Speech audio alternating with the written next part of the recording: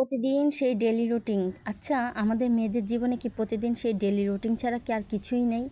আমাকে একটু ঘোরাফেরা করতে পারি না, একটু কোথাও যেতে পারি না।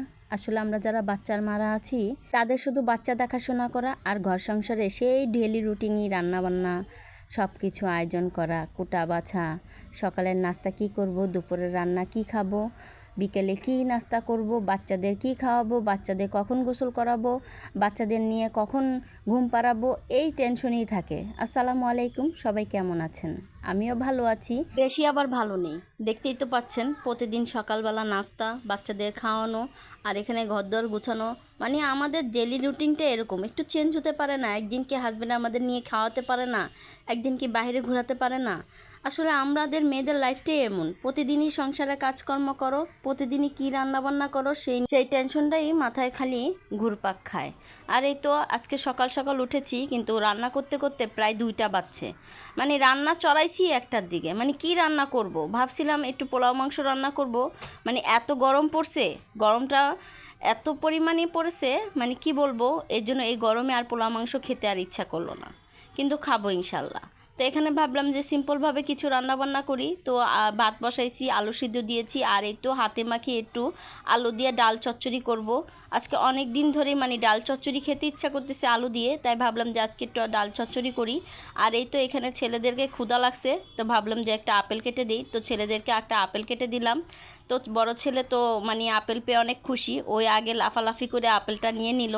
তো যাই হোক, এখানে ছেলেদেরকে খাওয়া দাওয়া করে এখন আমি রান্না আবার চলে যাব। তো এখানে দেখি ডালটাও হয়ে গিয়েছে, প্রায় অর্ধেক রান্না করা শেষ। তো এই তো আমি একটু নাড়াচাড়া দিয়ে ডালটা একটু মানে বসিয়ে রাখবো, নর্মাল আছে।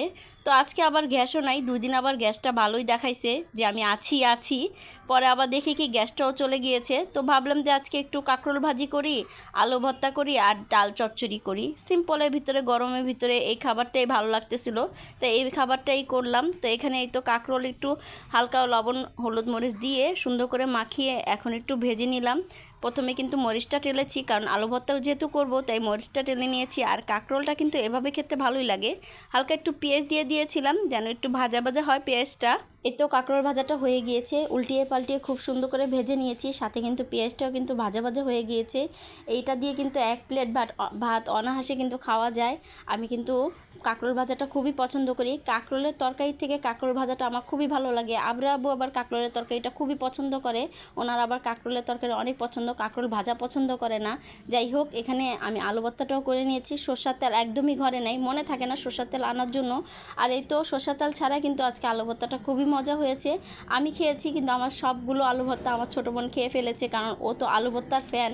আর এই তো এখন খেতে বসলাম, সাথে কিন্তু আলু ভর্তা, ডাল চচ্চড়ি, আর সাথে কিন্তু কাঁকরোল ভাজা আছেই। আর এই 1 প্লেট ভাত দিয়ে কিন্তু এইগুলি সব কিছু খাওয়া যায়।